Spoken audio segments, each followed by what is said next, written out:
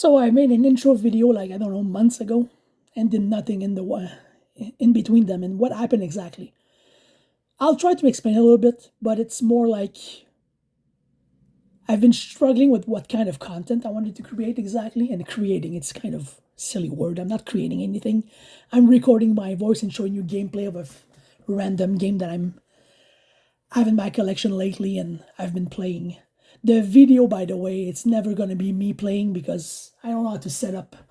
I don't want to to try to set up OBS anymore and all that crap because I've been trying so hard to get a better sound, and at some point it was a better image quality and everything, and I was losing so much time on that stuff.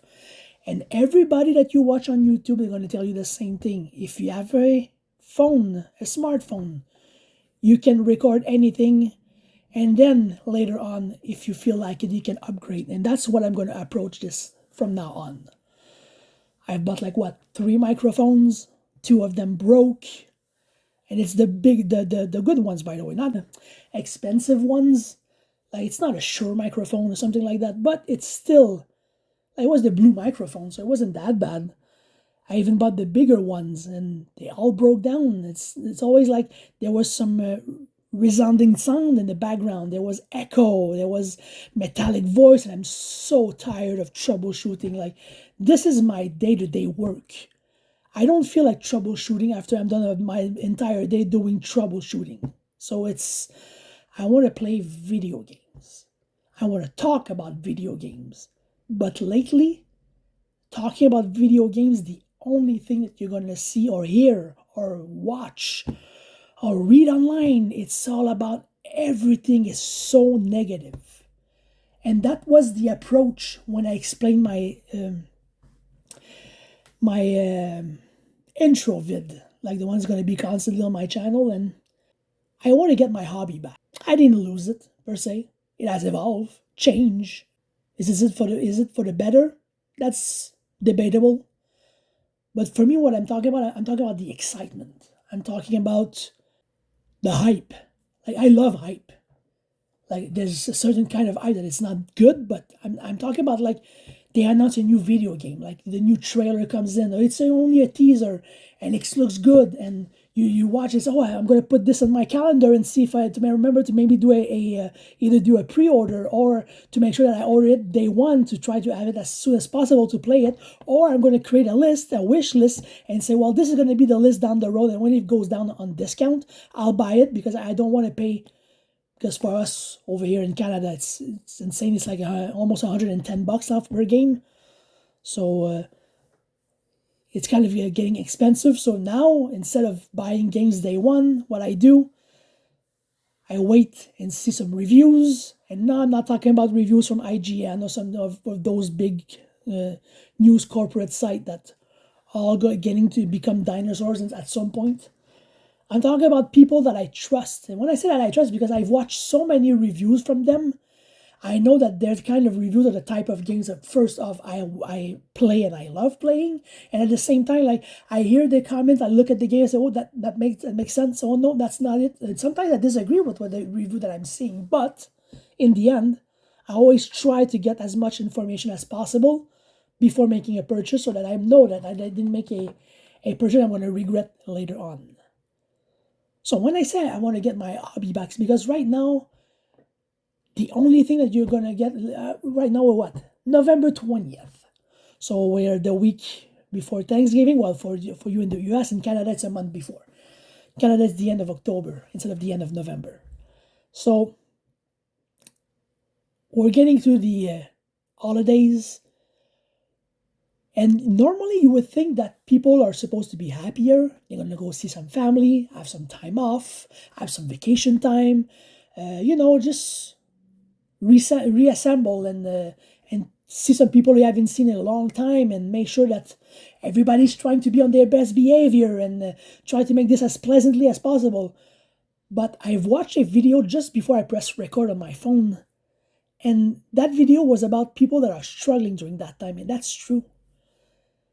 It's not something that we think a lot. Well, I'm talking personally, me. I don't think a lot about that, because Like when you're in the thick of it, even sometimes I would complain, it's too long, it's boring. When some people that I don't want to even see the entire year. There were some people that I was looking genuinely to see, like when my grandmother was alive. Like for me, it was a treat. Like every time I wanted to see her, and I was happy to see her until the end. And there was always some happy times in my life about this. But once people started to disappear and to pass away, like those, like family gatherings becoming even smaller and smaller and less often. At some point, we just call each other and wish us happy birthday or Merry Christmas or Happy New Year or just those special times during the year. And after that, we don't even see each other anymore. But that's me personally. And if you think about it, there's some people that don't have anybody. They're alone. And I was thinking to myself, because like I said, my passion is video games, and I want to bring all of my topics under a video game umbrella. And I was thinking to myself, I said, look, there are people that are alone. There are people that are super depressed during this time of year. There's some people that don't even pass the holidays because they're struggling too much. And we're here debating why video game is now woke. Like, just think about this. It's a hobby. It's a time waster for some people. Some people see it positive, some people see it negative. Saying it's a waste of time. My dad in particular. I had all my life said it was a waste of time, and I'm still playing them. I'm 46 now. My dad sometimes is not going to say that he likes them. He's just going to watch me say, oh, it looks really realistic now. I said, yes. Because he saw my entire journey, because when I saw it was with the original NES, and he didn't even know what a video game was during that time. He still really doesn't really know about it because he's really old school, but it's not his fault. It's the era he grew in and how he was raised. But at the same time, I'm thinking, like, why are people debating about something so trivial? Like, this is something like people have depression, they have family issues, they lost their job, they have issues with overseas issues that we're having right now, and a ton of worries. And you choose your battle by defending a corporation in a video game? This makes no sense. We need to remember that this is a hobby, that this is for fun. Some people are going to debate that escaping reality is not a good thing to do. I'm on the opposite mind, saying that I play video game to escape the grind of work every day. Well, not every day, it's Monday to Friday. I have a weekend. I'm lucky to have a weekend. Some people don't. And it's not there to see that we have to have a bleeding heart and be like apologetic about everything. I'm just saying that think about it just for a second. There's all those atrocities in the world, and you choose to debate a video game. Just stop.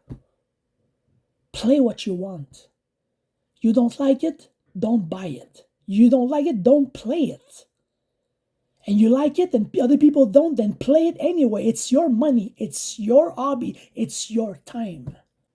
And next time that you're angry about something so trivial as a character with pixels on the screen, remember, so some people don't even have that luxury.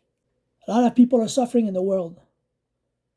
Maybe we should just think about that before thinking about yelling at video games. We should all be assembled on this. We should all have fun. I'm tired of the term toxic positivity. Like, maybe it's me that doesn't understand what toxic positivity is. Maybe I think it's a term because of my French brain, but still, I'm hyped about video games. And my friends find me annoying. I know about it because I want to show them trailers, talk about it, saying like how excited I am, because I know that nobody is as excited in my friends anyway, in my entourage and everybody around me. Nobody's as excited for video game as I am. Like, I watch all the news, all the conferences, everything around video games. I really hope that people take the time to reflect and see if they can find, next time that they find that something really annoys them in a video game, and think about, well, is it really that bad? Do I really need to debate this right now? It's so easy access now with video games being digital and physical, because this is not a conversation I want to open right now. There's going to be a separate old topic, a separate old video, because I'm trying to keep those under 10 minutes. I'm going to cut all of the annoying pauses and everything. Might be a little bit more, but I'm trying to get into that segment right now to try not bore you too much. Just look at your overwhelming backlog. And during those weeks of vacation, if you're lucky enough to have vacation during Christmas time, look at something on your shelf. Pick one up, either install it if it needs to be installed, or just power on, press start, and play a video game. Everything's going to be okay. You'll be fine. Tomorrow's another day, and we shall start the day better. I will always try to see if I can end my videos or my thought process, because this is going to be all over the place, by the way. It's not going to be structured. I don't even have a script.